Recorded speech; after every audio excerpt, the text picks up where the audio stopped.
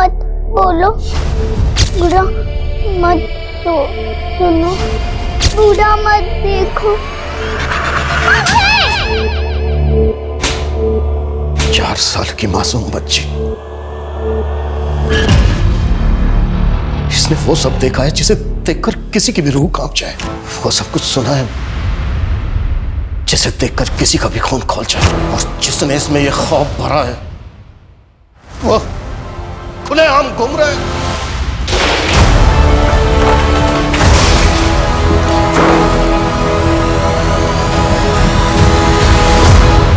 छोड़ूंगा नहीं मैं उसे।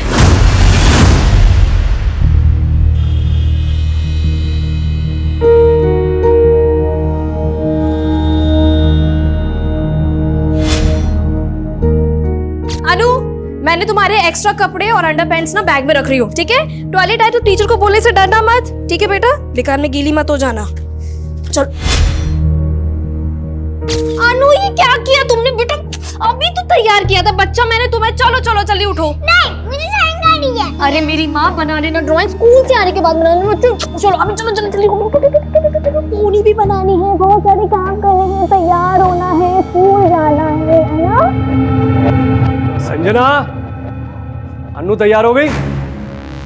अरे यार, रोज इसके स्कूल की वजह से ना ऑफिस जाने के लिए लेट हो जाता हूँ मैं। जल्दी तैयार करो इसे। तो मैंने बोला था क्या अनु को इतनी दूर भेजो दादर पढ़ने के लिए? एक तो मेरी बेटी बेचारी 29 किलोमीटर दूर जाती है, ऊपर से उसका नियरेस्ट बस स्टॉप यहाँ से इतना दूर है, 20 किलोमीटर, सांता क्रूज में। तुम्हारी प्रॉब्लम क्या है? रोज सुबह सुबह शुरू हो जाती हो। जो भी कुछ कर रहा हो उसकी भलाई के लिए कर।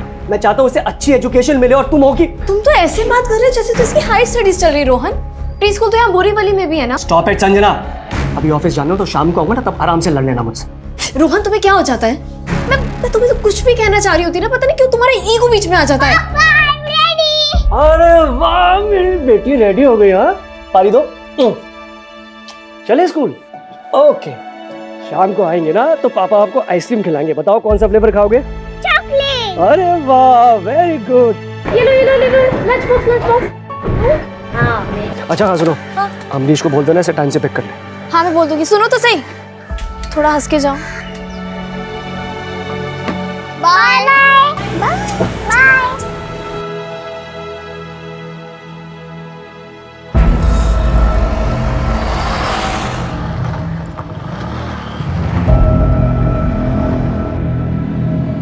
अनु आ गया। अरे अरे मैं कहाँ जा रही हूँ? अरे अमरीश रुको, नाश्ता कर लो। नहीं दीदी, फ्रेंड्स के साथ पढ़ाई करने जाना है। नेक्स्ट वीक से एग्जाम है ना। और दीदी, वो अनु को मैं पिक नहीं कर पाऊंगा एग्जाम्स खत्म होने तक। ठीक है कोई बात नहीं, मैं मैनेज कर लूंगी। चल चाय पी ले, उसके बाद जाना। नेक्स्ट टाइम दीदी, please please next time please. अरे इससे बड़ी जल्दी आज? अनु, आते ड्राइंग चेंज तो कर लेती बेटा। टिफिन फिनिश किया? आज फिर से सुसु किया तुमने? स्कूल वाली माँ से अंडरपैंट चेंज किया? सेकेंड। हाँ माँ जी, अनु अभी आई है स्कूल से। हाँ मैं बिल्कुल ठीक हूँ। आपके घुटनों का दर्द कैसा है?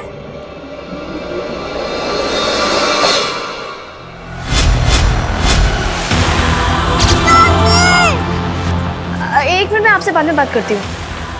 क्या हुआ अनु, क्यों चिल्ला रही हो? मामा। अरे क्या हुआ अनु? क्या हुआ अनु को? अनु की तबीयत बिल्कुल ठीक नहीं है। अमरीश, तू उसे लेकर आया था ना? तुझे कुछ भी नहीं मालूम? मालूम नहीं मतलब? तुम मुझसे कुछ छुपा तो नहीं रहा ना? दीदी, ये आप क्या बोल रहे हो? कुछ समझ नहीं आ रहा है। वैसे हुआ क्या है? नहीं, मैं तुझसे बाद में बात करती हूँ।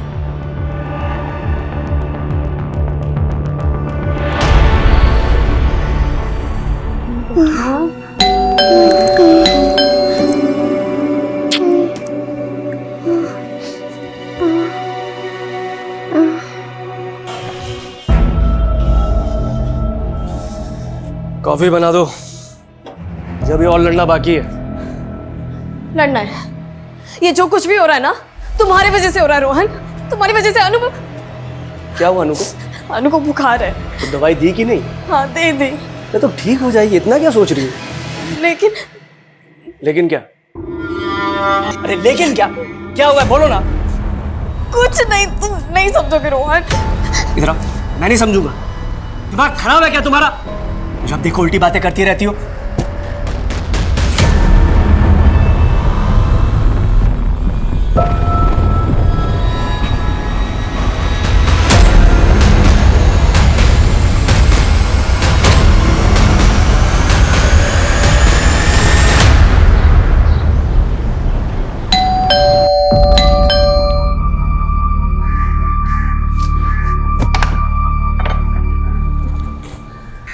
संजना तू क्या बात कर रही है संजना? अनु सिर्फ 4 साल की है। नहीं नहीं नहीं नहीं, नहीं ऐसा नहीं है। 4 साल की लड़की के साथ कोई ऐसे थोड़ी कर सकता है। अच्छा रोना बंद कर। और मुझे ये बता, जब अनु स्कूल से आई थी तो उसने तुझे क्या बताया? उसे कहाँ समझ है रश्मि?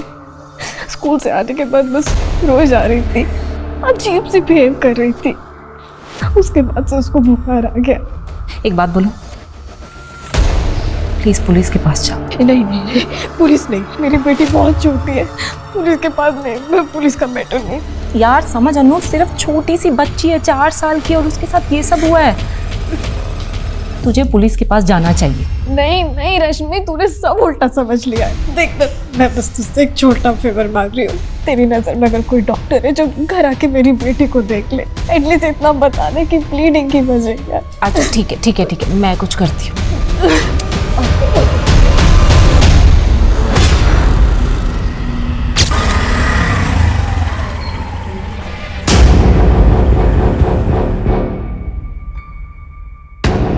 क्या? अनु सिर्फ 4 साल की है? जी सर, लेकिन अनु की मदर श्योर नहीं है कि अनु के साथ, और सर उसकी मदर ने मुझे ये भी बताया अनु के प्राइवेट पार्ट्स में उसने इंजरीज भी देखी। पर सर मुझे लगता है कि अनु के साथ ज़रूर कुछ गलत हुआ है, और अनु की मदर संजना यहाँ पुलिस स्टेशन आकर केस फाइल नहीं करना चाहती। लेकिन रश्मि जी, आपने यहाँ आकर बहुत अच्छा किया, पर हमें पहले ये कंफर्म करना होगा कि अनु का रेप हुआ है या नहीं।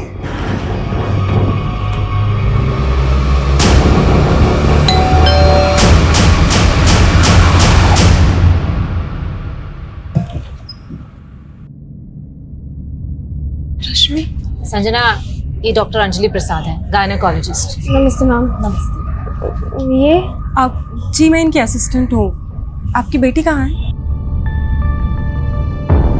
कल रात से उसको 3 बार बुखार आ गया, मैंने दवाई भी दी, लेकिन फीवर नहीं उतर रहा डॉक्टर। लेकिन आपके दोस्त ने तो कहा कि अनु को ऑकवर्ड इंजरीज भी आई है। इंजरीज तो हाँ बेटा, हाँ मम्मा इधर ही। हाँ अनु बेटा कैसी हैं आप? हाँ, मैं आपकी मम्मा की फ्रेंड हूँ।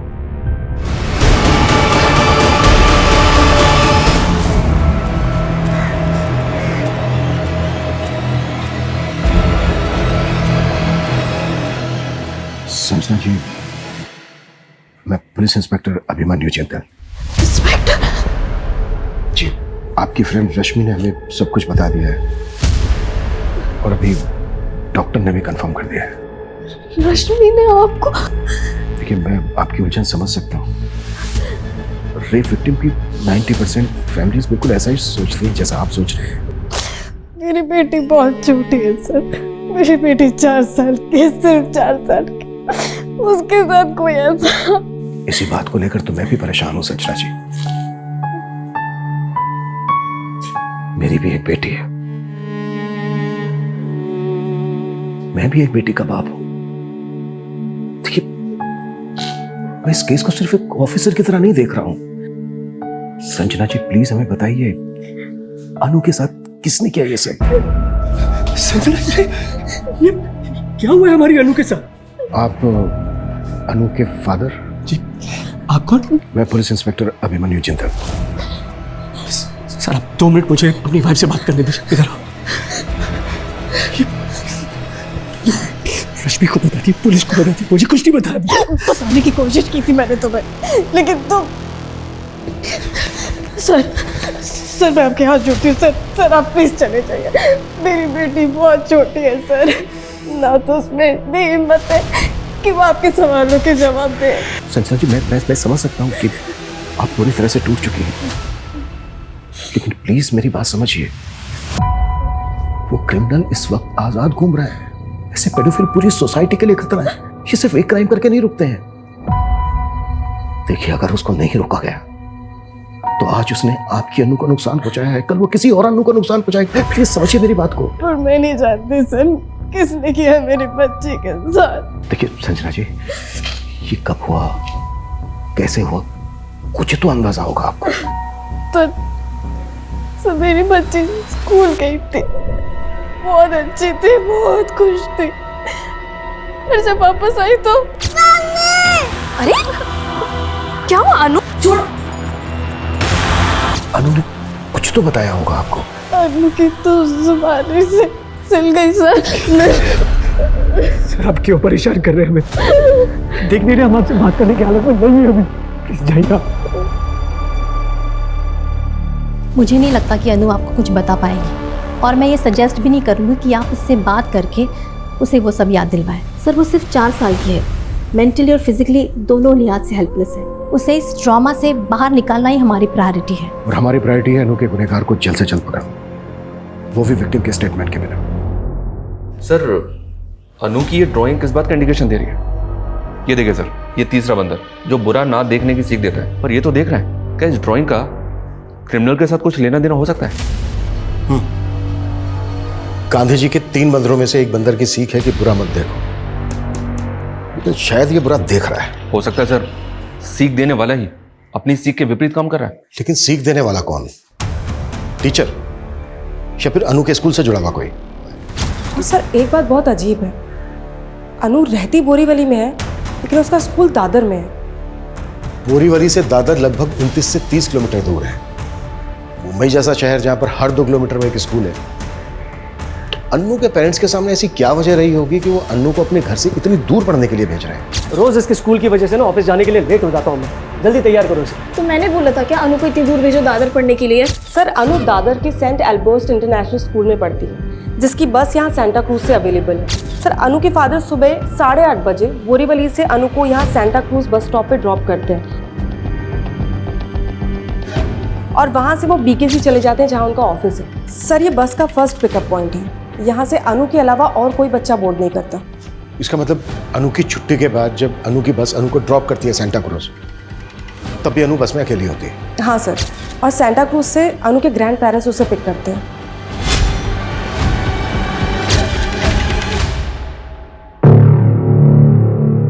सर अनु अपने ग्रैंड पेरेंट्स के यहाँ 1 बजे से 3 बजे तक रहती है। उसके बाद उसका मामा उसे वहाँ से लेकर बोरीवली ड्रॉप कर देता है।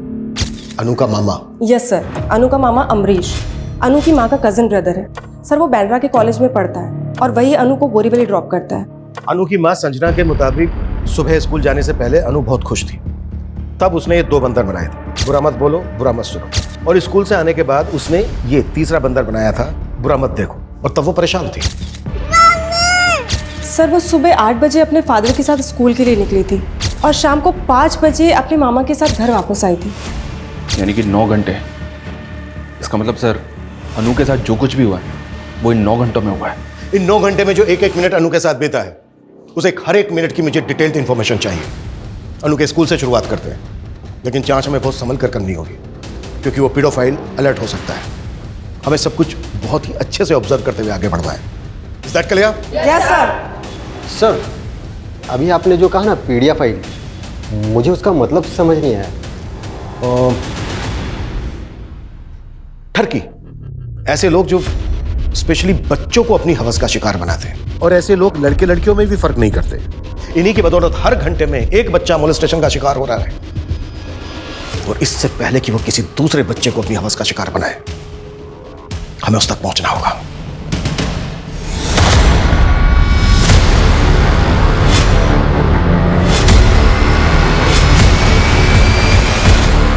मुझे ना बताने का नतीजा अनु की जान जोखिम में डाल दी है तुमने, और तुम मुझे ब्लेम करती रहती हो। तुम्हें अभी भी समझ में नहीं आ रहा रोहन कि तुम्हारी क्या गलती है?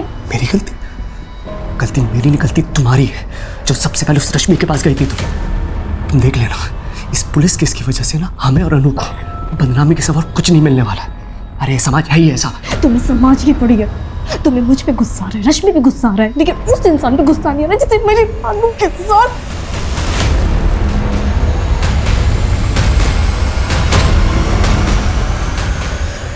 प्लीज मुझे और मेरी बेटी को अकेला छोड़ दो।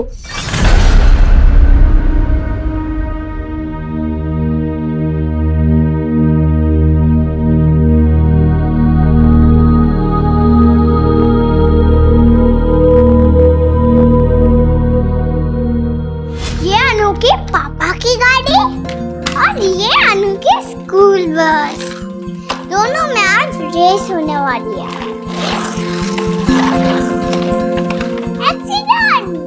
एक्सीडेंट? अरे बाप रे, ये अनु के पापा की गाड़ी और स्कूल बस में कब रेस हुई? आज ही तो फिर जीता कौन? पापा, पापा ऑलवेज विन। तेरे पापा के आगे हमेशा मैं हार जाती हूँ। तू ही तो है जिसने हमें जोड़ के रखा मेरे बच्चों।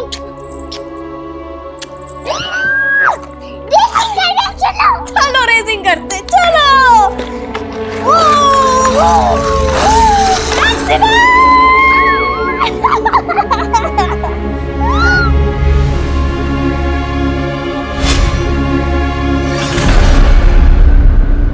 आपके स्कूल में कितने टीचर और कर्मचारी हैं जो मेल हैं? आप सिर्फ इतना पूछना चाहते थे मुझसे? देखिए मनीष जी, आपकी स्कूल की एक बच्ची के साथ रेप हुआ है। रेप? क्या बात कर रहे हैं सर? ऐसा यहाँ हो ही नहीं सकता। हुआ है, तभी आए हम यहाँ पर। आपके साथ कोई गुफ्तगू करने नहीं आए हैं। अब आप ये बताइए कि आपके स्कूल में कितने पुरुष अध्यापक हैं, पुरुष कर्मचारी हैं आपको मिलाकर? सर मेरे अलावा यहाँ पर 9 और मेल टीचर्स हैं और ड्राइवर्स और पीएन्स को मिलाकर 7 और लोग हैं। इन सबकी प्रोफाइल, फोन नंबर, एड्रेस सब कुछ चाहिए हमें। जी मैं प्रोवाइड करा दूंगा। अनु की क्लास टीचर को बुलाइए।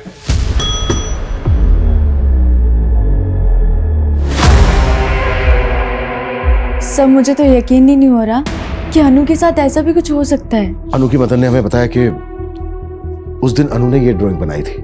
उसने स्कूल आने से पहले सुबह ये 2 मंकी ड्राइंग किए थे और स्कूल से घर जाने के बाद उसने ये मंकी ड्राइंग किया। आप क्लास टीचर हैं उसकी, अनु को अच्छी तरह से समझती होंगी, आप कुछ बता सकती हैं ये ड्राइंग क्या इंडिकेट करती है? Sir no idea. Sir even Friday को मैंने ही अनु को बस अटेंडेंट को हैंडओवर किया था और वो खुश भी थी। अनु की बस अटेंडेंट शीला, वो भी फीमेल है। और बस ड्राइवर? विजय, वो मेल है। ये जो बस अटेंडेंट शीला है और वो ड्राइवर विजय, इन दोनों को बुलाइए, मिलना है मैम से। सर वो तो छुट्टी के बाद बच्चों को ड्रॉप करने चले गए।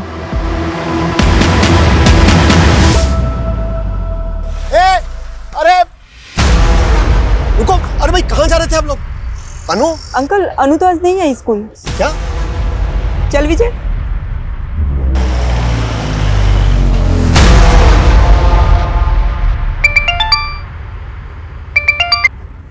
आ जाते हैं। हेलो शीला, कहाँ है तू? बस में हूँ, बोल क्या बात है?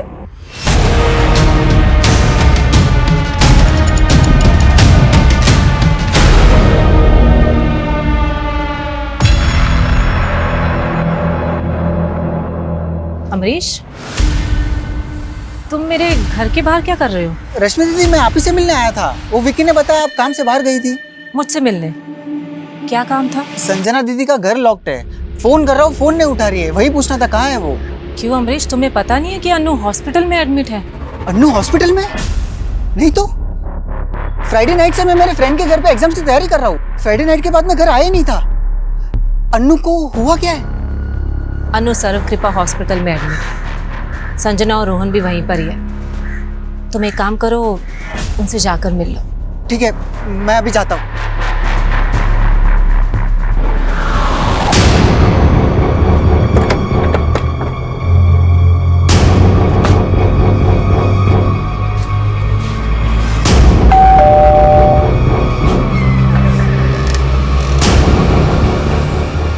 जी आप अनु की दादी हैं? जी हाँ। विक्की, बेटा क्या हुआ है, ऐसे क्यों बैठे हो? कुछ नहीं, बस पैर में दर्द हो रहा है। दर्द हो रहा है? कहीं गिर गए थे? नहीं।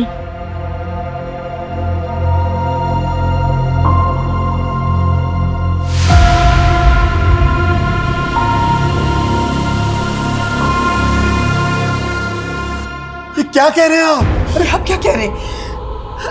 ऐसा कैसे हो सकता है हमारी अन्नू के साथ? आपको पता नहीं था अब तक इस बारे में? मेरा मतलब आपके बेटे और बहू ने कुछ बताया नहीं था? नहीं, लेकिन अभी संजना से सनीचर को बात हुई है। फिर इतना कहा कि अन्नू को हल्का सा बुखार है बस। हाँ, और हम सोच रहे थे कि वो ठीक हो गई होगी, लेकिन आज दोपहर को जब मैं उसे बस स्टॉप पर लेने गया तो पता चला कि वो स्कूल गई नहीं है। अंकल, अनु तो आज नहीं आई स्कूल। उसके बाद मैंने रोहन को फोन भी किया, उसने भी कुछ नहीं बताया।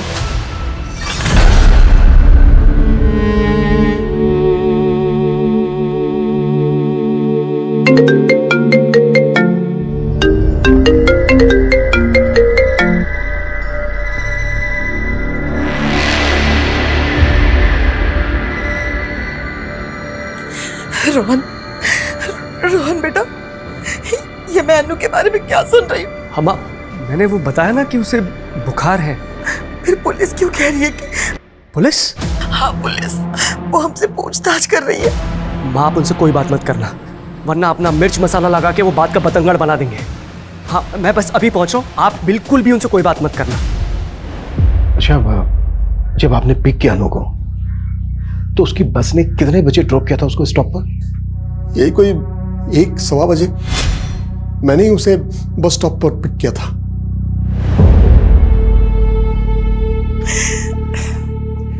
ये लो, मैं जरा अपने दोस्त से मिल के आता हूँ। उसके बाद मैं शाम तक घर आया, लेकिन तब तक अनु अपने मामा के साथ घर जा चुकी थी। रमेश जी, जब आपने अनु को बस स्टॉप से पिक किया तो कैसी थी वो? कुछ चेंज लगा आपको उसमें दूसरे दिनों के मुकाबले? नहीं, वैसे तो ठीक ही लग रही थी, लेकिन हाँ, थोड़ी चुप चुप सी थी। और उसकी दादी ने भी कहा कि उसने ठीक से खाना भी नहीं खाया था। तो क्या लगता है आपको, अनु के साथ जो ये हादसा हुआ वो स्कूल में हुआ होगा या फिर बस में? मैं नहीं कह सकता सर, लेकिन हाँ, बस में वो लास्ट स्टॉप पर उतरती थी और सेकेंड लास्ट स्टॉप भी खार का है, तो ये 15 मिनट वो बस में अकेली ही होती थी। खार से लेकर सेंटा क्रूज तक बस में अनु के साथ 2 ही लोग होते थे, लेडी अटेंडेंट और ड्राइवर। इन पर शक है आपको? हाँ, ड्राइवर। तो रमेश जी, आपके कहने का मतलब ये है कि... 1 मिनट सर, अभी इस बारे में हम कुछ भी बात नहीं कर सकते। मेरे बेटे ने मना किया। ये कैसी बात कर रही हैं आप? देखिए, अगर आप लोग बात करने से कतराएंगे तो अनु के गुनहगार तक कैसे पहुंच पाएंगे हम? लेकिन मेरा बेटा तो... ये भी तो सही कह रहे ना, एक तो पहले ही अनु का एडमिशन इतने दूर करवा दिया और ऊपर से ये... रमेश जी, आप वो ड्राइवर की कुछ बात कर रहे थे। ये ड्राइवर जैसे लोगों पर ना ज्यादा भरोसा नहीं कर सकते। क्या साहब, हमेशा क्या हम ड्राइवर लोग ही बुरे होंगे? गरीब है तो क्या गुनहगार बना दोगे? ज्यादा शाण पट्टी नहीं मेरे साथ, समझा? और वैसे भी तू बचने वाला तो है नहीं बेटा। अनु जैसे ही ठीक होगी ना, वो सब बता देगी। साहब, अनु जितनी मेरी खुद की बेटी है। छी, इतना गंदा नहीं है मैं। देख Sheela, second last bus stop पे अनु के अलावा सारे बच्चे उतर जाते हैं। वहाँ से सेंटा क्रूज तक 15 मिनट अनु सिर्फ तुम्हारे और ड्राइवर के साथ रहती है। हाँ मैम, पर आपको क्या लगता है, अगर वो ड्राइवर बच्चे के साथ कुछ भी करता तो क्या मैं अभी तक चुप रहती? तो तुम्हें क्या लगता है किसने किया होगा उसके साथ ये सब? मुझे कैसे मालूम होगा? मैं बोली ना, फ्राइडे को अनु को मैंने सही सलामत ड्रॉप किया था। जो हुआ होगा उसके बाद हुआ होगा। और तुम ये इतने दावे के साथ कैसे कह सकती? क्योंकि आखिरी बार जब अनु को देखा था वो बिल्कुल ठीक थी।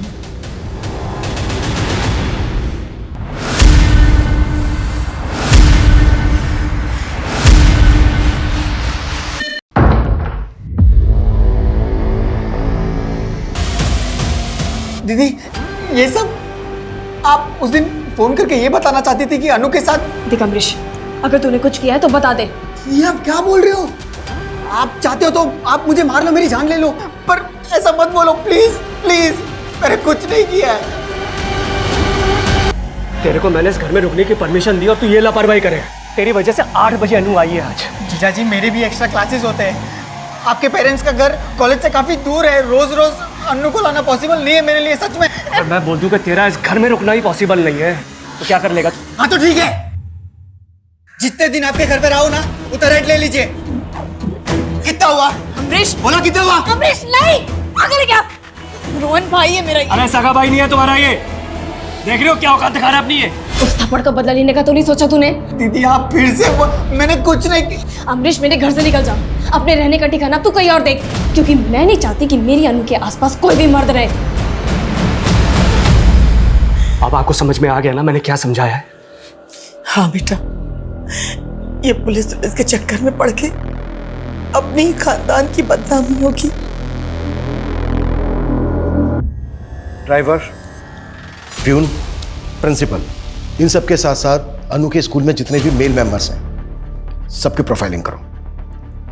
और अनु की फैमिली में दादा, मामा और अनु के फादर। अनु के फादर? हाँ, क्यों नहीं। अनु को स्कूल के लिए सुबह उसके फादर ही तो लेकर गए थे। देखो, इस लिस्ट में से हम किसी को बाहर नहीं रख सकते। Okay sir. सर मैं तो कहता हूँ इन सबको उठा लेते हैं और सबकी एक बार अच्छे से पूछताछ करते हैं। नहीं, इस केस को अगर हम रेगुलर केसेस की तरह राउंड अप करेंगे कुछ हाथ नहीं लगेगा हमारे। हमें इन सबके दिमाग से खेलना है। पीडोफाइल्स की मनोदशा पर काम करने वाले साइकोलॉजिस्ट डॉक्टर वेंकट को मैं इस केस में इन्वॉल्व कर रहा हूं। डॉक्टर वेंकट कुछ ऐसे सवालों की लिस्ट तैयार कर रहे हैं जो हम इन सबसे पूछेंगे। उस दिन उन 9 घंटों में अनु जिन सबके साथ थी, तब तक तुम लोग ये पता करो कि उन 9 घंटों में इन लोगों के अलावा कोई और भी कांटेक्ट में आया था क्या अनु के?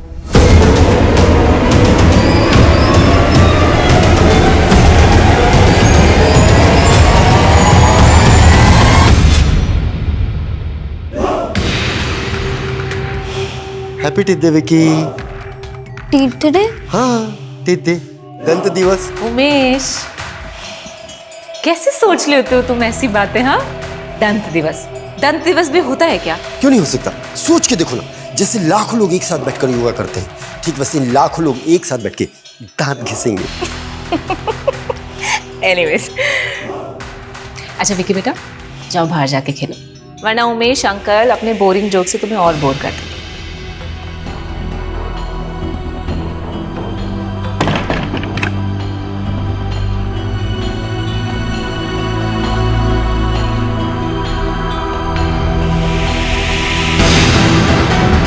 सर हमारे जितने भी सस्पेक्ट हैं, मैंने इन सब के डिजिटल फुटप्रिंट चेक किए हैं। इन सभी के सोशल मीडिया पे फीमेल फ्रेंड्स हैं। ज़्यादा कुछ नहीं है, सिर्फ वर्चुअल इंटरेक्शन।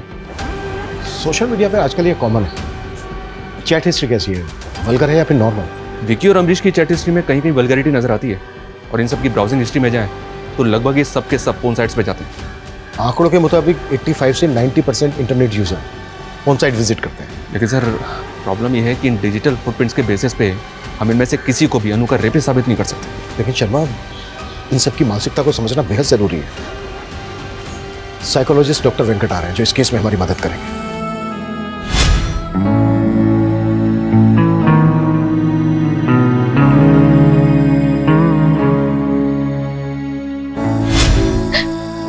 अब हम घर जल्दी जाएंगे बेटा।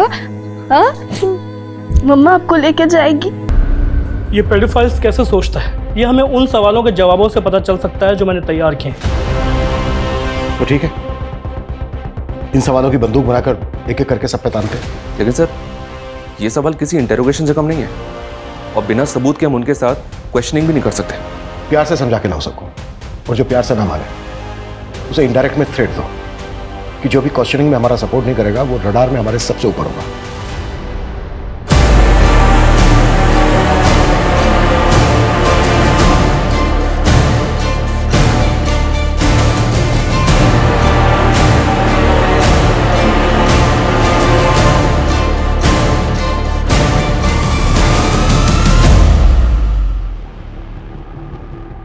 क्या साहब आप लोग फिर से ले आए? एग्जाम है तेरा, पास कर और निकल जा। कैसा एग्जाम साहब? क्विज शो है, जैसा टीवी पे आता ना, बिल्कुल वैसे। उधर सर टीवी में तो रोकड़ा मिलता है, इधर क्या मिलेगा? लालच। पहला सवाल तेरा लालच से जुड़ा है। कोई करोड़ों रुपए के बदले में तुझसे अपनी बच्ची को बेचने के लिए कहे तो क्या करेगा तू? क्या वाहियात बात कर रहे हैं सर आप? सिर्फ हाँ या ना में जवाब दे। नहीं सर, माइनर या छोटे बच्चों के साथ कभी सेक्स करने की इच्छा हुई है तेरी? नहीं साहब, कसम खाता हूं मेरे। हाँ या ना? नहीं। अच्छा, इसको देख के बता, इसको देखकर क्या कहेगा तू? छी, क्या फोटो दिखा रहे हैं सर आप? एक 60 साल के बुजुर्ग से आप ऐसे वाहियात सवाल पूछेंगे? साइकोलॉजी टेस्ट है रमेश जी। आपकी वाइफ भी नहीं है यहाँ पर, बता दीजिए। आप समझते क्या है मुझे? देखिए, आप मुझे ऐसा फोर्स नहीं कर सकते। तो ये सवाल आप स्किप कर रहे हैं, ठीक है? आपका अगला सवाल इस तस्वीर में है। छी, क्या है ये बकवास देख नहीं रहा आपने मुझे बुलाया है? मैं यहाँ नहीं रुक सकता, जा रहा हूं मैं यहाँ से। सर आप प्लीज बैठिए। अरे लेकिन आप प्लीज कोऑपरेट कीजिए हमारे साथ। लेकिन मैं प्लीज सर। सर ये आप क्या बोल रहे हो? मैं मामा हूं उसका। आप चाहे ना तो आप 4 थप्पड़ मार लो। 4 थप्पड़ बहुत कम है तेरे लिए। अगर सच सामने आया और ये पता चला कि ये सब तेरा क्या धरा है, तो चारों दिशाओं से पिटेगा तू। सर माँ की कसम, मैंने कुछ नहीं किया है, मैं सच बोल रहा हूँ। मुझसे ये सवाल पूछना बंद कर दीजिए प्लीज, मैं सच में कुछ नहीं किया है। मैं अनु का फादर हूँ। किस बेसिस पर टॉर्चर कर रहे हैं आप मुझे? रोहन जी, देखिए हमें आपसे कुछ सवाल पूछने हैं, उनका आप जवाब दे दीजिए। मुझे आपके किसी भी सवाल का जवाब नहीं देना है। पहले आप अनु का रेप केस फाइल नहीं कर रहे थे और अब आप हमारे सवालों से भाग रहे हैं। तो क्या करें? आप ही लोगों ने इतना परेशान जो कर रखा है हमें, और ये सब कुछ हो रहा है उस रश्मि की वजह से। खुद उसका तो कैरेक्टर खराब है ही, और उसकी वजह से हम भी बदनाम हो रहे हैं। देखिए मैं ये नहीं कह रहा हूँ, लेकिन उसकी सेक्स लाइफ ना कम एक्साइटिंग नहीं है। उसके अफेयर्स की वजह से उसके पति ने उसे छोड़ा था। जाइए पूछिए उससे, आपके सारे सवालों के ना बहुत एक्साइटिंग जवाब मिलेंगे आपको। लेकिन अगर आपने मुझे हैरेस किया ना, तो मैं मानहानि का दावा ठोक दूंगा आप पर। मैंने सबकी क्वेश्चनिंग बहुत क्लोजली मॉनिटर की है। एक बार सबकी साइकोलॉजी एनालाइज करता हूँ। अच्छा डॉक्टर, क्या लगता है आपको इनमें से किसी का भी मैनरिज्म इस तरफ इशारा करता है कि वो पेडोफिल इन्हीं में से कोई एक है? आप मुझे थोड़ा वक्त दीजिए, मैं अपनी रिपोर्ट आपको सेंड करता हूँ। पर मेरे अकॉर्डिंग आप लोगों ने एक चीज मिस की है। वो क्या डॉक्टर? आपने अनु के साथ जुड़े सारे एडल्ट मेल्स की लिस्टिंग तो की, लेकिन अनु कोएड स्कूल में पढ़ती है। आपने वहां के सीनियर मेल स्टूडेंट्स के बारे में नहीं सोचा। आजकल माइनर लड़के भी अक्सर भटक जाते हैं, इट्स वेरी कॉमन। मैंने लाइफ में इतना टॉर्चर नहीं झेला है। वो कह रहे थे कि मैंने अनु के साथ। संजना को भी ऐसा ही लगता था। क्या तुमने? ये आप क्या बोल रहे हो दीदी? वो पुलिस तो रोहन जीजू को भी उठा के लेके गई, इसका मतलब उन्होंने भी। I don't know. अमरीश, आज के बाद ना तुम मेरे घर पर मत आना। मेरा भी बेटा और मैं नहीं चाहती। अच्छा, आपको पता है वो कैसा है? अगर मैंने अपना मुंह खोल दिया ना। क्या बकवास कर रहे हो? He watches you with your boyfriend। उसने ही बताया था मुझे। बकवास।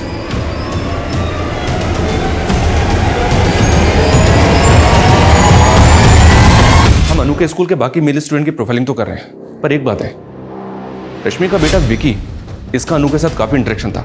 इनफैक्ट कई दफा तो अनु विकी के साथ उसके घर में भी खेलती थी। रश्मि का बेटा?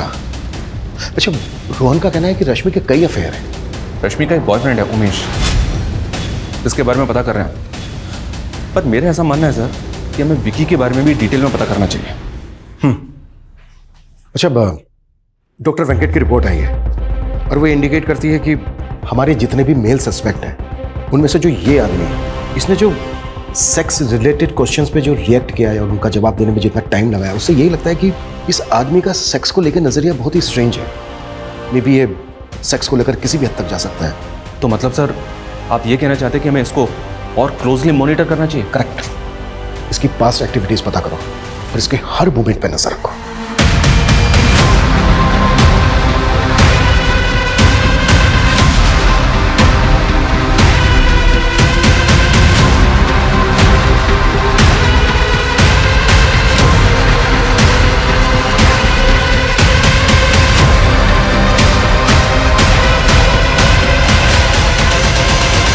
मैं coming sir? Coming. Sir, enquiry में एक शख्स के बारे में पता चला है। ये शख्स जहाँ पे रहता है उसके आसपास 1 साल पहले फैमिली रहती थी, जो अचानक से कहीं और शिफ्ट हो गई क्योंकि उस घर की एक बच्ची शायद मोलेस्टेशन का शिकार हुई थी। उस बच्ची का इस शख्स के घर पे काफ़ी आना जाना था सर। ये है वो शख्स।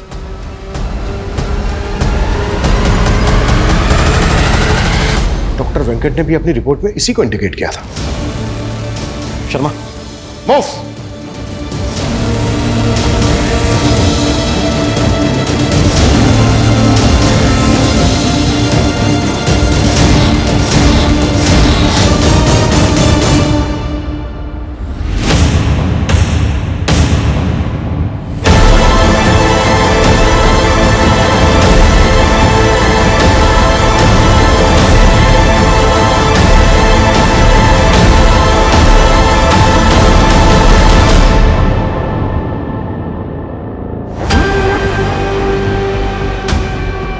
1 साल पहले तुम्हारे पड़ोस की एक बच्ची का भी शोषण किया गया था। उस फैमिली का भी पता कर लिया हमने। पैसा देकर उनका मुंह बंद करवाया था ना तुमने। झूठ है ये सब, ऐसा कुछ भी नहीं हुआ था। सच है ये। तेरे किराने वाले दोस्त ने हमें सब कुछ सच सच बता दिया है। जिस दिन अनु का रेप हुआ था तू उस दिन उससे मिलने गया ही नहीं था। तूने उससे कहा था हमसे झूठ बोलने के लिए। नहीं, वो झूठ बोल रहा है। यही सच है। तेरी बीवी ने हमें सब कुछ सच सच बता दिया है कि अनु का रेप तूने ही किया है। टूट चुकी है वो।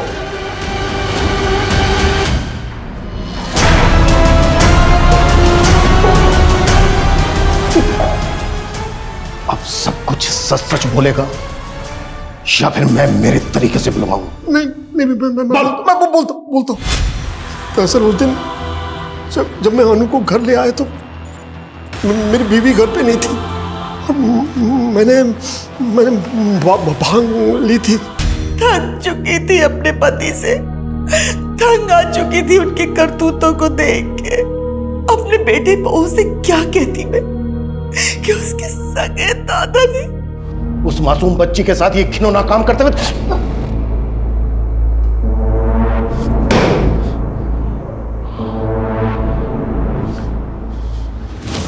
अगर तू उम्र दराज नहीं होता तो तू सोच भी नहीं सकता कि मैं तेरी क्या हालत करता।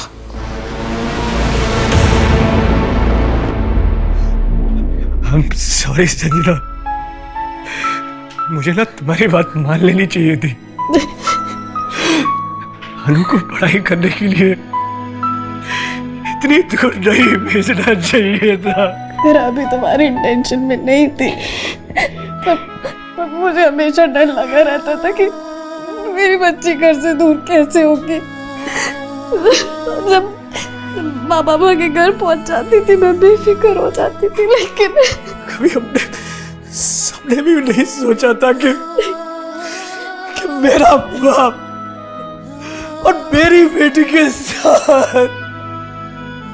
पापा, आप रो क्यों रहे हो?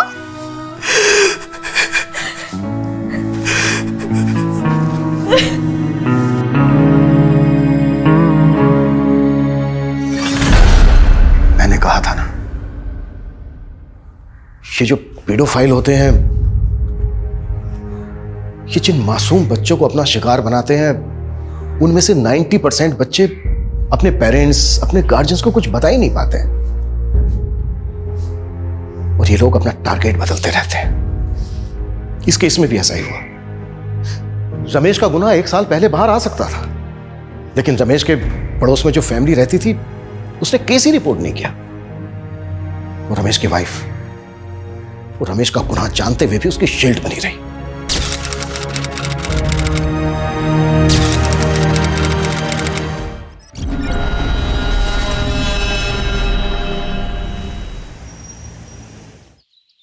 संध्या। हाँ आ रही हूँ। ये लीजिए आपका टिफिन।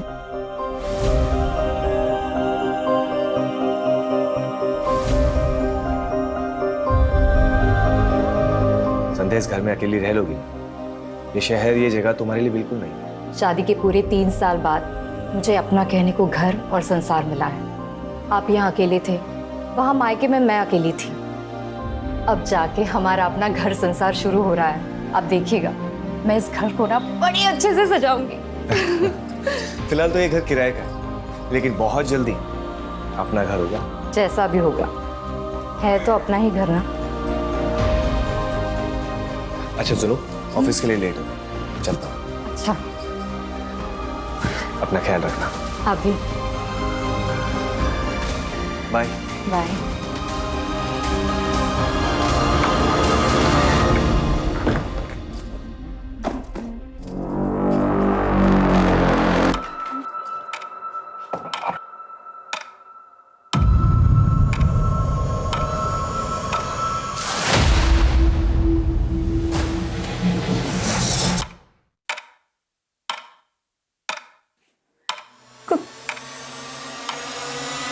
कौन है?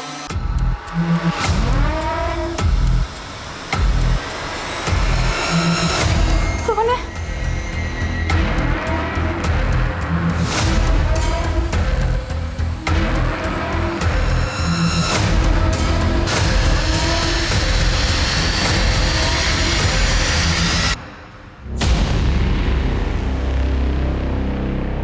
बहुत डर लगता है आपको?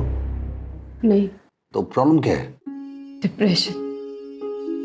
मर जाने को दिल करता। लाइफ की ये टेंशन मुझे बर्दाश्त नहीं हो रही है। आपके अंदर काफी कुछ दबा हुआ है जो आपको बाहर लाना होगा। मैं आपकी मदद करूंगा, जज भी नहीं करूंगा आपको। अरे बाबा, झगड़ा नहीं करूंगा। अच्छा तुम बैठो। अब बताओ क्या प्रॉब्लम है? दोपहर में मैं जब घर ठीक कर रही थी तो मुझे ऐसा लगा कि यहाँ कोई है। इस घर में आने जाने के दो रास्ते हैं, एक बाहर की तरफ खुलता है और एक गार्डन की तरफ। और जैसा तुमने बताया कि दोनों दरवाजे बंद थे, इस शहर में नहीं, इस घर में भी तुम अकेली, सिर्फ तुम्हारा वहम होगा। एक काम करते हैं, तुम्हें चीयर अप करने के लिए एक पार्टी करते हैं।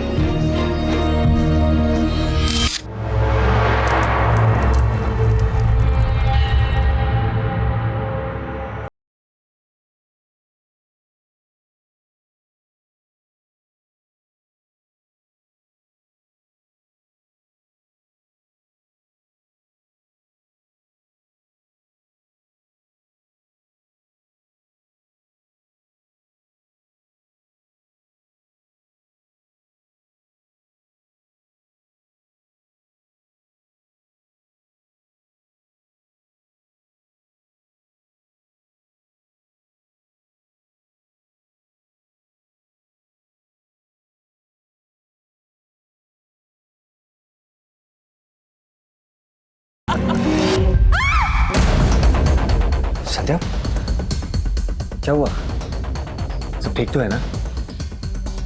यहाँ कुछ तो है, मतलब इस घर में कुछ तो गड़बड़ है। मुझे बहुत डर लग रहा है। ये सब तुम्हारा वहम है, कुछ भी नहीं है। देखो नहीं नहीं, कुछ है यहाँ पे, कुछ तो है। अच्छा अच्छा ठीक है, मैं हूं ना तुम्हारे पास।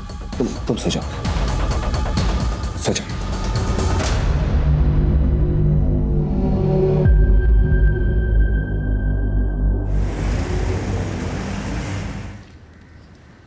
माँ, मुझे बहुत डर लग रहा है। पता नहीं ऐसा क्यों लगता है कि कोई संकट आने वाला है। कभी कभी किसी घर में वास्तु दोष होता है, किसी पंडित को बुलवाकर वास्तु शांति की पूजा पाठ करवा लो, सब ठीक हो जाएगा। पर इनका ऐसी बातों पर विश्वास ही नहीं है। अरे पति लोगों की बातों को इतनी गंभीरता से नहीं लेते, बस उनकी हाँ में हाँ मिलाती रहो और करो वही जो तुम करना चाहती हो। कभी रूठ कर, कभी प्यार से पति को अपने जैसा बनाओ, सुखी रहोगी। और सुनो, तुम्हारे चाचा जी भी तो वहीं रहते हैं ना, मैं उनको ना फोन कर देती हूँ, वो किसी ना किसी पंडित को जानते होंगे। ठीक है माँ, रखती हूँ। मुझे ऐसा लगता है इस घर में वास्तु दोष है। हम पंडित जी को बुलाकर वास्तु दोष हटाने के लिए पूजा पाठ करते हैं ना, फिर सब ठीक हो जाएगा। देखो संध्या, ये ग्रह नक्षत्र वास्तु ये सब बेकार की बात है। शादी के बाद 3 साल तक मुझे मायके रहना पड़ा। मैंने कभी कुछ नहीं कहा। यहाँ आने के बाद भी मैंने आपसे कुछ नहीं मांगा। पहली बार मैं आपसे कुछ मांग रही हूँ, मना मत कीजिए। इस घर के वास्तु दोष को हटाने के लिए पूजा पाठ करते हैं ना, प्लीज मान जाइए।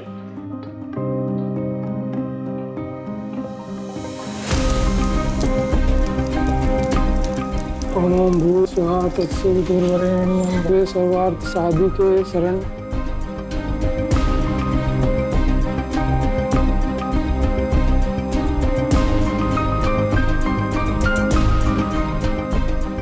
वास्तु दोष पूजा संपन्न हुई, अब कोई चिंता की बात नहीं है। बस इस जल को घर के अंदर बाहर सभी जगह छिड़क दीजिए, सारे वास्तु दोष दूर हो जाएंगे। जी पंडित जी। अच्छा यजमान, आज्ञा दीजिए। जी।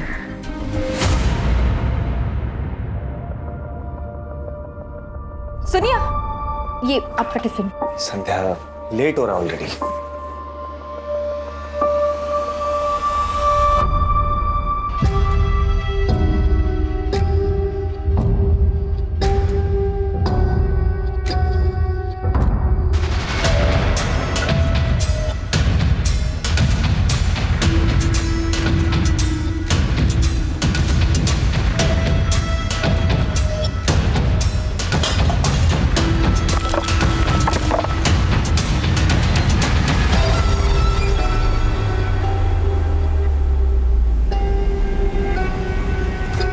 धक्के से कैसे टूट गया ये? हेलो, मैं संध्या बोल रही हूँ। यहाँ कोई मिस्त्री है क्या? हाँ, वो तंदूर ठीक कराना था।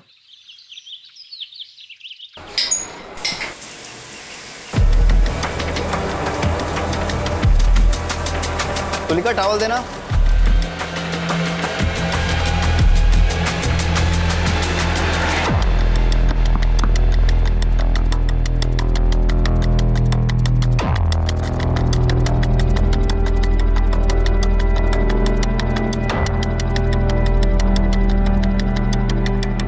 तुलिका, जब तक मैं घर वापस नहीं आता दरवाजा बिल्कुल मत खोलना।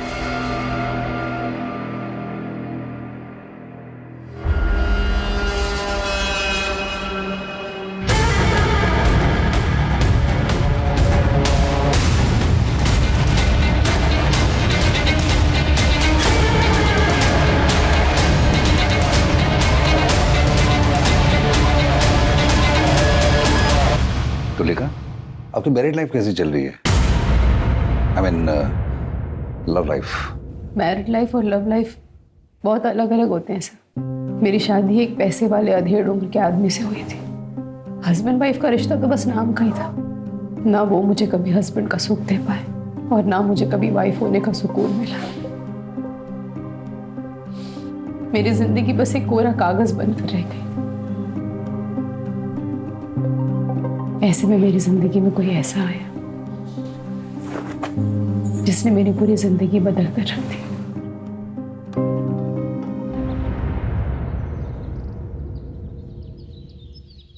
ऐसे क्या देख रहे हो?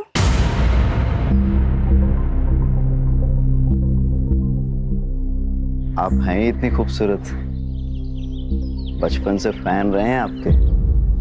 लगता है आपने हमें पहचाना नहीं। रजत? बाप रे, कितने बड़े हो गए तुम। नहीं। अरे वाह, मुझे तो नाश्ते पे किसी ने बुलाया ही नहीं। तुम कोई मेहमान हो क्या? फैमिली मेंबर हो। हक से बैठो और हक से खाओ।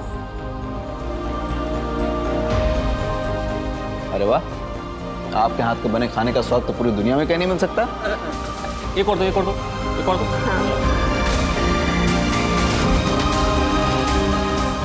मुझे प्यार की जरूरत थी। मैं प्यार को एक्सपीरियंस करना चाहती हूँ, पर पता नहीं था मुझे कि वो प्यार मुझे एक ऐसे रिश्ते से मिलेगा जिसे पाप समझा जाता है। मैडम, इसकी तो बहुत ज्यादा हालत खराब हो चुकी है। अगर इसको रिपेयरिंग करूंगा ना तो धड़धड़ा के गिर जाएगा। इससे बढ़िया अगर नया बना के दे दूं आपको। भैया, आपको जो करना है जल्दी कीजिए, शाम तक तैयार हो जाना चाहिए। हो जाएगा मैम।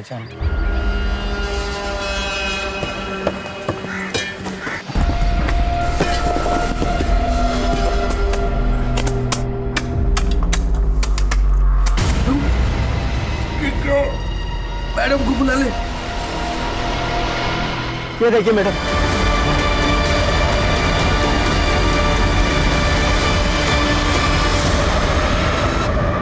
देखने में तो लाश 8-9 महीने पुरानी लग रही है। सर, लाश तो आधी से ज्यादा डिकम्पोज हो चुकी है। कौन रहता है इस मकान में? मेरा नाम है श्याम श्रीवास्तव। ये आप ही का मकान है? नहीं सर, हम तो किराए पे रहते हैं सर। इसके मालिक तो बगड़िया जी है। मैंने उन्हें फोन किया, वो आते ही होंगे। कब से रह रहे हैं किराए पे यहाँ? सर 7 महीने हो गए। मेरी वाइफ तंदूर का काम करवा रही थी सर। दाई करवाई तो नीचे लाश निकली। इस तंदूर का इस्तेमाल करते थे आप लोग? हाँ सर, अभी कुछ दिन पहले किया था सर। वो ये फोटो भी खींची थी सर। बगड़िया जी आ गए। आप लोग जरा वहाँ इंतजार कीजिए। जी आइए बगड़ जी। आपको पता है आपके घर में बने तंदूर के नीचे लाश मिली है हमें? पता नहीं सर, मैंने तो ये घर सोलंकी से 8 महीने पहले खरीदा और भाड़े पे चढ़ाया। सारा लेन देन नरेश एजेंट और प्रॉपर्टी साइट के जरिए हुआ। नरेश ही तो संभालता है यहाँ सब। सोलंकी साहब अपने घर को बेचकर अपने बेटे के पास अफ्रीका शिफ्ट होना चाहते थे, तो मैंने उनके घर को बेचने की ऐड ऑनलाइन साइट पर चढ़ा दी। साथ में कुछ फोटोज़ भी डाल दिए सर। वो मेरा ऑफिस का जो लड़का है वो फ़ोटोज़ काफ़ी अच्छी लेता है, तो घर की पिक्चर्स काफ़ी अच्छी आई तो ग्राहक भी तुरंत मिल गया। कब की बात है ये? सर कुछ 8-9 महीने पहले की बात होगी। तब भी इस घर में तंदूर था? सर पता नहीं, शायद हो भी सकता है। वैसे सर इस दौरान हमने कंस्ट्रक्शन तो कुछ नहीं किया इस घर में। अच्छा ये बताओ, इन दोनों से पहले इस घर में कौन कौन रह के गया? सर मैं सारी डिटेल्स निकाल कर आपको बताता हूँ। लेके आओ। चलता हूँ सर। राजीव सर, इससे पहले इस मकान में जितने भी लोग रह के गए सबकी डिटेल्स पता करो। Right sir. इस कपल की बैकग्राउंड चेक करो। सर।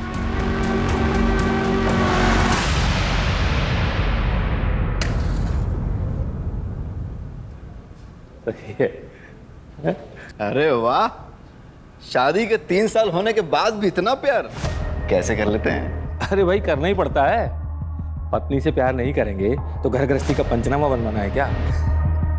और इनसे प्यार करने के अलावा हमारे पास कोई और रास्ता है क्या? अरे भाई जरा संभल के, आपको पता है ना आप हमारी मासी के बारे में बात कर रहे हैं। चांद निकल आया। हाँ चलो चांद निकल आया। आओ।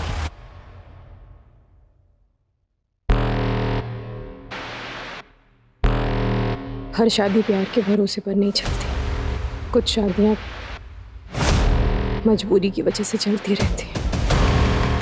अगर आपकी शादी में सब कुछ ठीक ठाक था तो ऐसी कौन सी मजबूरी थी जो आपको परेशान कर रही थी? मजबूरी नहीं सर, ज़रूरत। मेरे पति का पहला और आखिरी प्यार उनका बिजनेस और पैसा ही है। मेरी ज़रूरतों का तो उन्होंने कभी ख्याल ही नहीं रखा।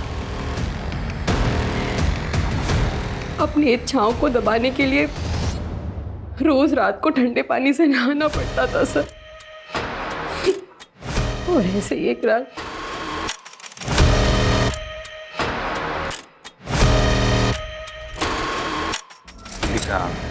बहुत थक गया हूँ, नींद आ रही है।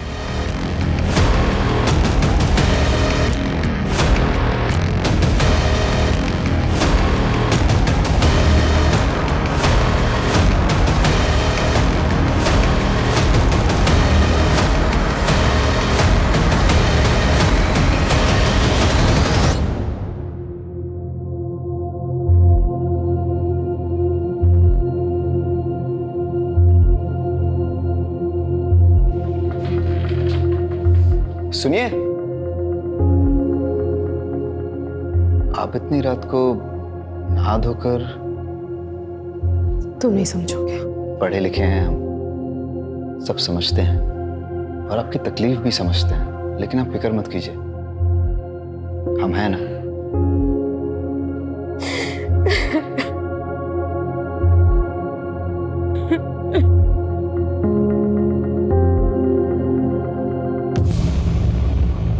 सर, पोस्टमार्टम और फॉरेंसिक रिपोर्ट आ गई है। आपका शक सही था, लास्ट लड़की की ही है। मौत करीब 7 से 8 महीने पहले हुई है। उस दौरान किसी लड़की की मिसिंग कंप्लेंट आई थी क्या? एक औरत ने मिसिंग कंप्लेंट लिखवाई थी सर, लेकिन सर वो औरत कुछ दिनों के बाद वापस आई और मिसिंग कंप्लेंट वापस ले लिया। मिसिंग कंप्लेंट की किसने दी? सर उसका नाम तबस्सुम जहां है। और मिसिंग कौन हुआ था? सर तबस्सुम जहां की भांजी, उसका नाम गजरा है। साहब उस घर में ना कुछ बाराती रुके हुए थे, नाच गाने की फरमाइश थी, तो मैंने अपनी एक लड़की गजरा को वहाँ भेज दिया, पर वो वापस आई ही नहीं। तो फिर मैंने पुलिस थाने जाकर रिपोर्ट लिखवा दी। फिर वो दूसरे दिन ही वापस आ गई, पूरा बाटली मार के बेवड़ी पड़ी थी। फिर जैसे ही उसको होश आया तो वो घर पे आ गई। फिर मैंने भी थाने जाकर रिपोर्ट वापस ले ली। गजरा है कहाँ, बुलाइए।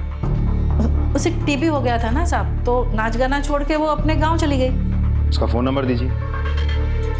नंबर था साहब, लेकिन मोबाइल मैंने दिया था ना उसको, तो जाते समय वो मोबाइल दे के गई। ठीक है, तो पुराना वाला नंबर दे दीजिए। साहब वो तो मैंने बेच दिया मोबाइल। घर का पता तो होगा, वो दे दीजिए। मेरे पास नहीं है साहब। राजीव, दाल में कुछ काला है, गजरा को ढूंढो पहले तो। और हाँ, इस तबस्सुम की भी डिटेल्स निकलवाओ।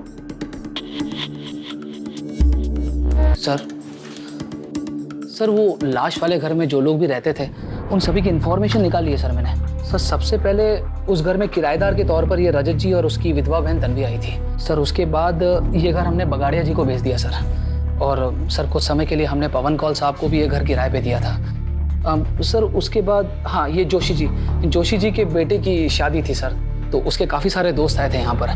रजत और उसकी बहन की डिटेल्स? सर एक्चुअली वो डायरेक्ट पार्टी थी सोलंकी जी की, तो उन्हीं के पास सारी डिटेल्स होगी। लेकिन हाँ सर, मैंने हाँ रजत जी का फ़ोन नंबर निकाल लिया सर उनके पड़ोसियों से।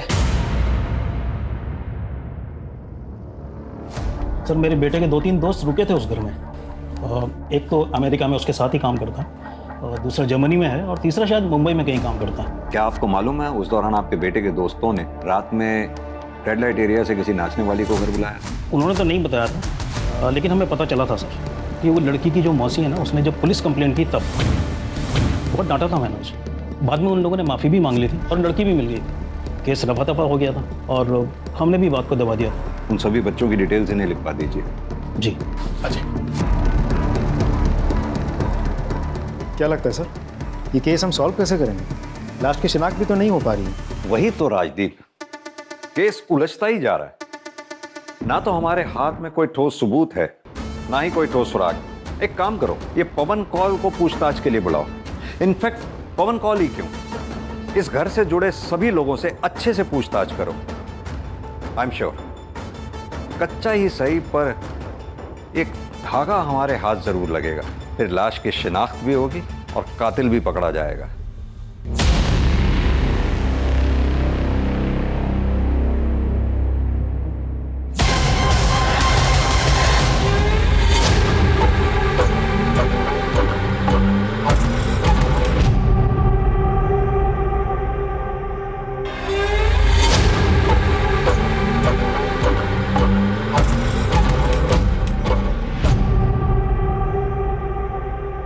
सर हमारा एक और फ्रेंड था समीर, काफी टाइम से उससे कोई कांटेक्ट नहीं हुआ है। वो शायद मुंबई में रहता है सर। कौन से कॉलेज में पढ़े हो आप लोग? Sir city college sir.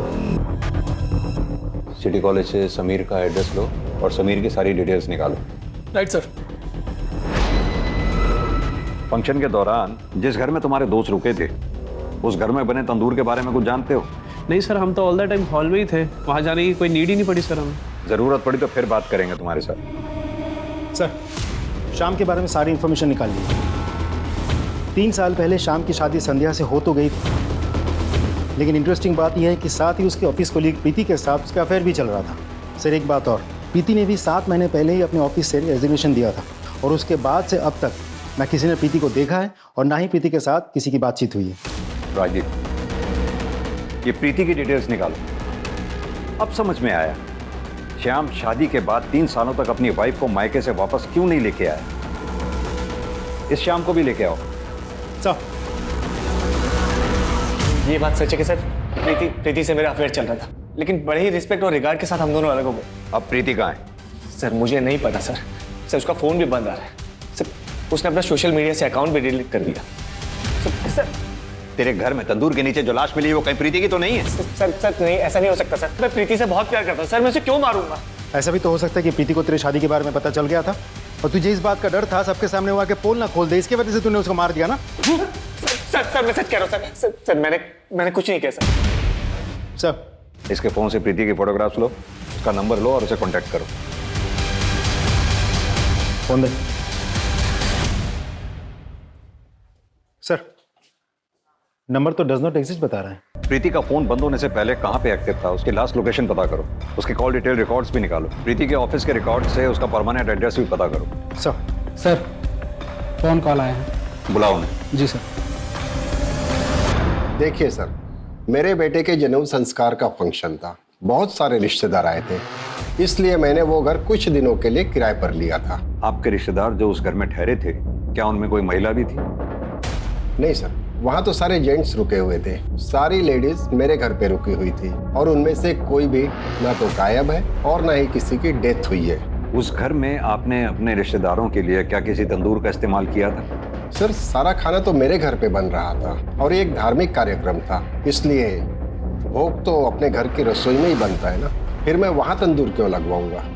ठीक है मिस्टर कौल, अभी आप जा सकते हैं, जरूरत पड़ी तो फिर बुलाएंगे आपको। Thank you sir. अब सिर्फ रजत ही बचा है। राजीव, भोपाल जाके रजत से अच्छे से पूछताछ करो। सर। शुक्ला, प्रीति के पेरेंट्स का पता लगाओ और प्रीति के बारे में पूछताछ करो। Right sir. धीरे धीरे मेरे और रजत के बीच की नजदीकियां बढ़ने लगी। आप इतना सब कुछ सह क्यों रही हैं मेरे साथ? अपने दिल के हाथों मजबूर होकर मैंने एक फैसला लिया और उस एक फैसले ने मेरी पूरी जिंदगी बदल दी। प्रीति ने तो हम सबसे ही रिश्ता तोड़ दिया है। हम नहीं चाहते थे कि वो अकेले इंदौर जाए और वहां जाकर नौकरी करे, पर उसके तो शुरू से ही बड़े बड़े सपने थे। बस उन्हीं को पूरा करने के लिए घर छोड़कर चली गई। जब से गई है ना कोई कॉल ना कोई मैसेज। देखिए, हमें एक लाश मिली। बॉडी की शिनाख्त के लिए हमें आप दोनों लोगों के डीएनए सैंपल की जरूरत है। तुम नरेश के यहाँ काम करते हो? जी सर। तुम्ही ने वो वेबसाइट पे फोटोज अपलोड किए थे? जी सर। तो जब तुमने वो फोटोग्राफ्स लिए थे तो वहाँ तंदूर था क्या? हाँ सर था, लेकिन मुझे अंदर बाहर के फोटो लेने को कहा था तो मैंने निकाले और अपलोड कर दिए। लेकिन तुमने जो फोटोग्राफ अपलोड किए उसमें तो तंदूर हमें दिखा नहीं। सर साइट फोटो अपलोड करने की लिमिट होती है तो इसलिए मैंने ज्यादा नहीं निकाले। ठीक है, तुम जा सकते हो, जरूरत पड़ेगी तो फिर बुलाएंगे। सर उस घर में रहने वाले पुराने टेनेंट रजत का पता चल गया। कहाँ का रहने वाला हो? भोपाल का सर।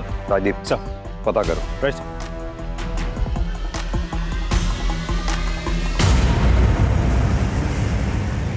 हाँ सर, हम वहीं पे रहते थे अपनी बहन के साथ।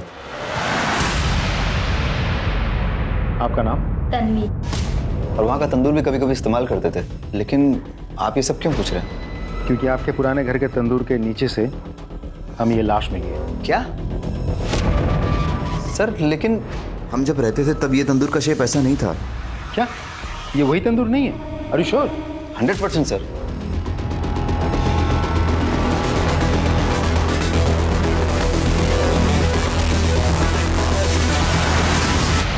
रजत ने राजदीप को बताया कि उसने पिक में जिस तंदूर की फोटोग्राफ देखी वो वैसी नहीं है जैसी उसने उस घर में देखी थी। यानी कि ये जो कुछ भी घटना घटी है वो रजत के मकान छोड़ने के बाद घटी। उस एरिया के आसपास जितनी भी बिल्डिंग मटेरियल शॉप्स हैं वहां पता करो कि पिछले 7-8 महीनों में ये हमारी सस्पेक्ट्स लिस्ट में से क्या कोई ऐसा है जिसने तंदूर बनाने जैसा सामान, सरिया, चूना, सीमेंट इत्यादि, और सबसे इंपॉर्टेंट जीटी ब्रांड की ईंटें जो हमें मौकाए वारदात से मिली थी, खरीदी हैं। हर एरिया में एक वॉचमैन होता है। वॉचमैन को पता होता है उस एरिया की एक्टिविटीज के बारे में। इस एरिया के वॉचमैन से बात करो, देखते हैं क्या बताता है।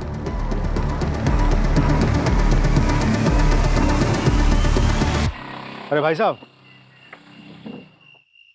बोलिए। मैं इस एरिया में एक घर लेने की सोच रहा हूँ, तो थोड़ी सी जानकारी चाहिए। सर जानकारी बिना दक्षिणा के दूंगा तो जानकारी का अपमान हो जाएगा। बात तो आप सही कह रहे हैं। तो ऐसा करते हैं, अब बात करें? हाँ हाँ साहब, अब तो बात हो सकती है।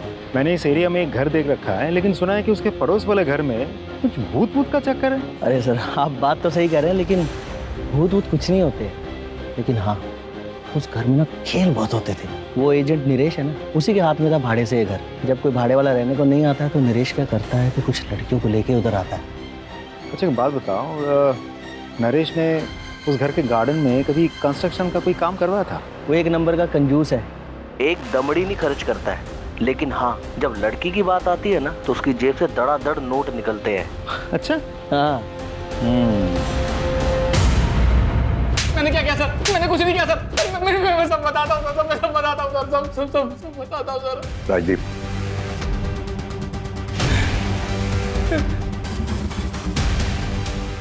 बता। सर मैं मानता हूँ कि मैं रंगीन मिजाज का इंसान हूँ, अय्याशबाज हूँ। उस घर में मैं लड़की लेकर आता था पैसे देकर एंजॉय करने के लिए, लेकिन सर मैंने किसी का मर्डर नहीं किया सर। मैंने सच्ची में किसी का मर्डर नहीं किया सर। ये भी तो हो सकता है तूने किसी को अय्याशी के लिए बुलाया हो, किसी बात पे अनबन हो गई हो, तुझे गुस्सा आया, तूने उसे मार दिया, गाड़ दिया वहां पर, अब हमारे सामने शराफत का नाटक कर रहा है। नहीं सर। राजीव सर, इसकी सारी हिस्ट्री और ज्योग्राफी निकालो। सर मेरा यकीन मानिए सर, मैंने कुछ नहीं किया। मैंने कुछ नहीं किया सर। मैं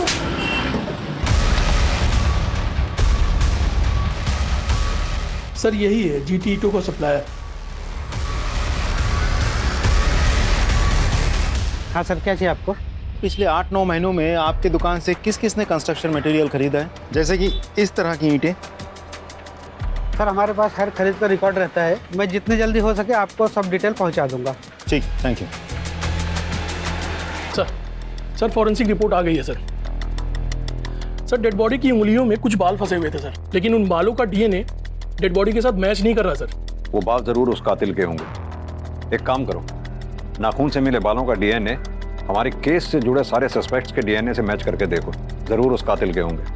और वो रेड लाइट एरिया वाले खबरी के बारे में कुछ पता चला? सर वो अभी मुंबई गया हुआ, आज शाम को वापस आएगा सर। ठीक है सर। बताओ अब्दुल, क्या खबर है? गजरा वापस तो नहीं आई थी, पर पता नहीं तबस्सुम सबसे कहती फिर रही थी गजरा वापस आ गई। सुनने में ये भी आया है तबस्सुम ने गजरा का सच छुपाने के लिए काफी मोटी रकम ली है।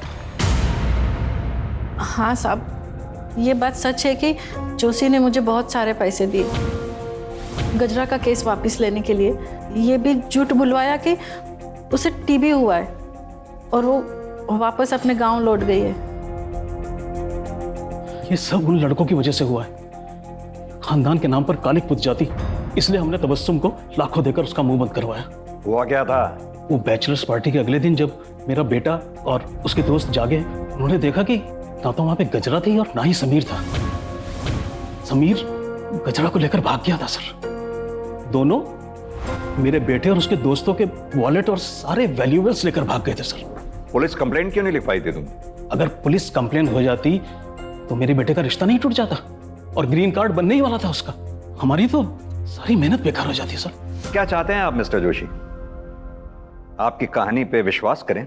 यह भी तो हो सकता है ना कि गजरा को आपके बेटे और उसके दोस्तों ने मिलकर मार दिया और फिर वहां गाड़ दिया हो और अपने पैसे के बल पर तबस्सुम का मुंह बंद करवा दिया। और फिर आपने कहा बच्चे विदेश चले गए, क्योंकि आप अच्छी तरह से जानते हैं हम अपने तरीके से उन्हें इंटेरोगेट करना चाहे तो उन्हें इंडिया बुलाना मुश्किल है। क्या खूब कहानी बनाई है आपने। राजदीप सर, इनसे अपने तरीके से पूछताछ करो और इनके बेटे और उसके दोस्तों को इंडिया बुलाने की व्यवस्था करो। अब मैं इन सेशंस के लिए नहीं आ पाऊंगी। क्यों? वो मेरा पति, वो मेरी जान का दुश्मन बना हुआ है। मुझे तो लगता है जैसे वो मुझे जान से ही मार डालेगा। इसलिए आप कुछ दिन में घर से ही नहीं निकलूंगी। तो आप पुलिस की हेल्प लीजिए ना। पुलिस के पास जाऊंगी तो दुनिया भर को सब कुछ पता चल जाएगा। सब मेरा मजाक उड़ाने लगेंगे और ये सब मैं बर्दाश्त नहीं कर पाऊंगी। एक काम कीजिए, आप ये रखिए, इसमें मेरा नंबर है। अगर आपको मेरी कोई जरूरत लगे तब जरूर कॉल कीजिए। Thank you.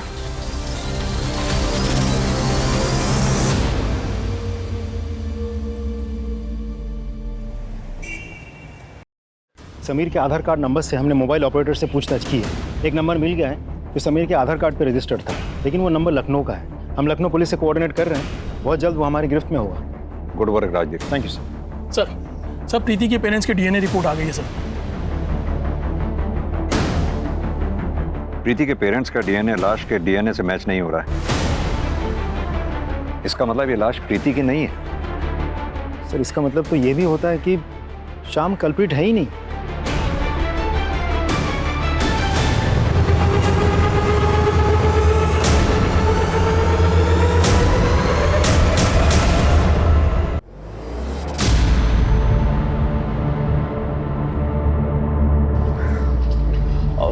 सर मैं हूं समीर, आप लोग मुझे ही ढूंढ रहे थे और ये है गजरा। गजरा, उस रात तुम्हारे साथ क्या हुआ था? मैंने सभी से रिश्ते नाते तोड़ दिए और हमने एक नई जिंदगी की शुरुआत की। हम ये कैसे मान लें कि यही गजरा है? कोई आईडी वगैरह है आपकी?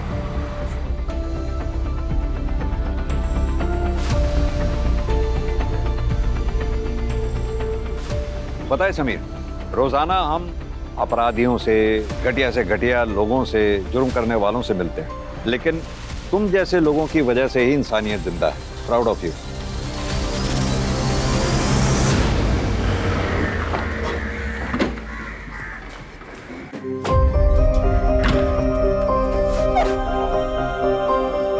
संध्या जी, आपके घर में जो लाश मिली थी वो प्रीति की नहीं है और उस लाश के साथ आपके पति का कोई कनेक्शन नहीं है।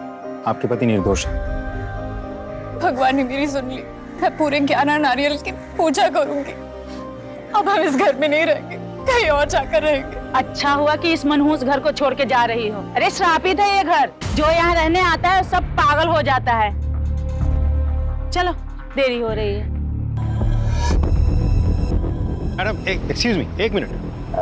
जी आपने वहाँ ऐसा क्यों कहा कि इस घर में जो भी रहता है पगला जाता है? वो रजत था ना, पुराना टेनेंट, उसकी बहन तन्वी, उसका भी यही हाल हुआ था। एक दिन मार्केट में मैंने बड़बड़ाते देखा था उसको। नहीं। तन्वी, अपनी क्या हालत बना रखी है तूने? चल मेरे साथ चल। वो तन्वी थी ना, वो बहुत बड़ी डिप्रेशन में चली गई थी। मैंने उसको साइकेट्रिस्ट से मिलने का सलाह दिया था, नंबर भी दिया था। 1-2 सेशन की, उसको सुधार आने लगा था और उसके बाद छोड़ दी। ये देखिए मुंह पे निखार भी आने लगा था, तभी टाइम का वो फोटो है ये।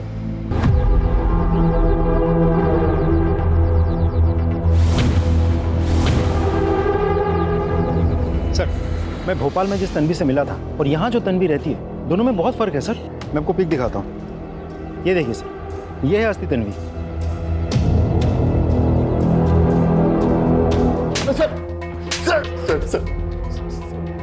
सर मैं सच कह रहा हूँ सर, मुझे नहीं पता कि तन्वी कहाँ है।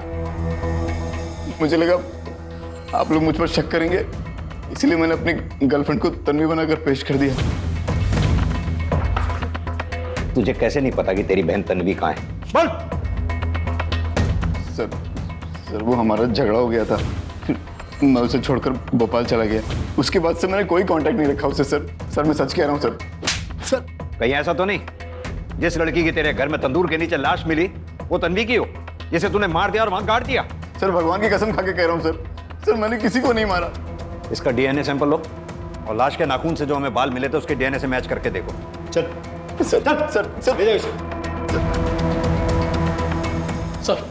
सर साइकेट्रिस्ट विनीत आए जो तन्वी का इलाज कर रहे थे। सर तन्वी का असली नाम तुलिका है और वो रजत की बहन नहीं, मौसी थी।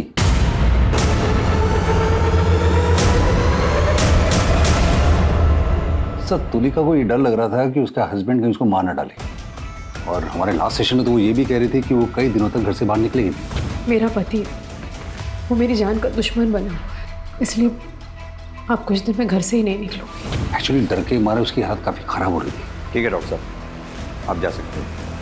Thank you.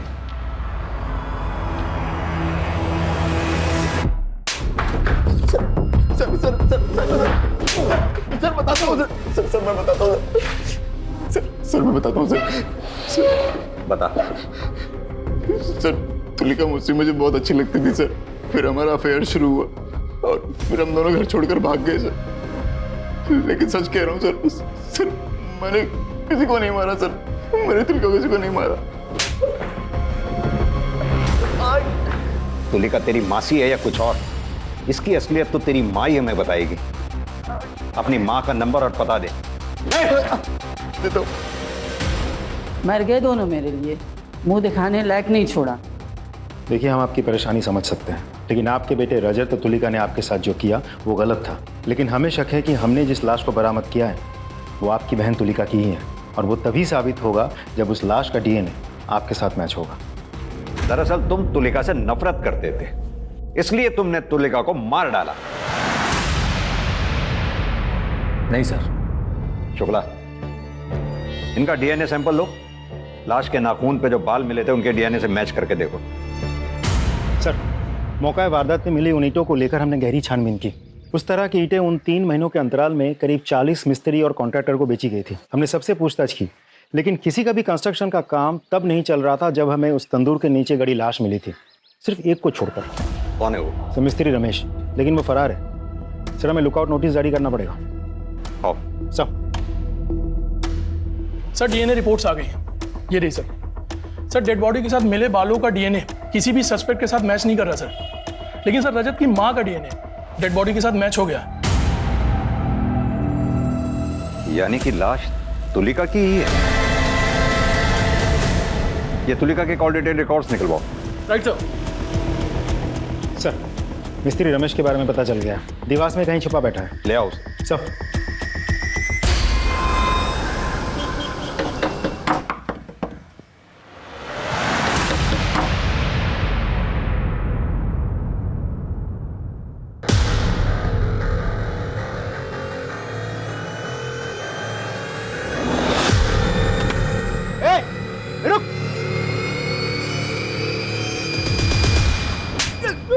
किसको नहीं मारा है साहब?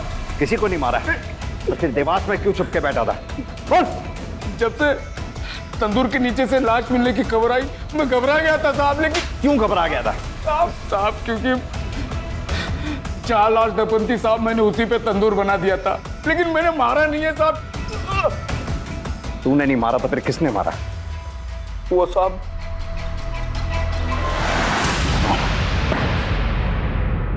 मैंने कोई मर्डर नहीं किया है। 3 बातें तुम्हारे खिलाफ इशारा कर रही। पहला, हमारे पास तुम्हारे मोबाइल लोकेशन रिपोर्ट जो साबित करती है इस बात को कि तुलिका के मर्डर के समय तुम वहीं थे। दूसरा, मिस्त्री रमेश का बयान जिसे तुमने तुलिका की लाश गाड़ के ऊपर तंदूर बनाने को कहा। तीसरी बात, तुलिका के नाखूनों से मिले बाल का डीएनए तुम्हारे डीएनए से मैच हो गया। रिपोर्ट आई जाएगी, तुम्हें बताना ही पड़ेगा सब कुछ अपने बारे में। तो अब तुम खुद बताओगे या हम अपने तरीके से पता करें डॉक्टर विनीत? बताता हूं। तुलिका ने मुझे कॉल किया था, मैं उसके घर गया था। ये सब मेरे साथ क्या हो गया?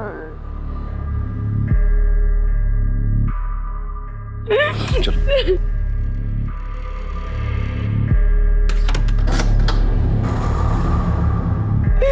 सबने मुझे धोखा दिया, सब मुझे चुप कर चले, मैं बिल्कुल अकेली हो गई। तुम ऐसा क्यों कह रही हो कि तुम अकेली रह गई? मैं हूं ना तुम्हारे साथ, तुम्हारा ख्याल रखूंगा, तुम्हारा ध्यान रखूंगा, तुम्हारे साथ रहूंगा। तुम चिंता मत करो। कि कैसी बातें कर रहे हैं आप? डॉक्टर है मेरे। तुलिका, मैं तुम्हारा डॉक्टर हूं, तुम्हारे सारे राज जानता हूं। और उसके बाद मैंने फिर से एक नया तंदूर बनवा दिया। एक मरीज का अपने डॉक्टर के ऊपर भगवान से भी ज्यादा भरोसा होता है। तुमने मरीज का भरोसा ही नहीं तोड़ा, उस बेचारी तुलिका की इज्जत भी लूटने की कोशिश की, और यही नहीं, उसे जान से भी मारा। पूरी कोशिश करूंगा कि कम से कम तुम्हें फांसी की सजा जरूर मिले।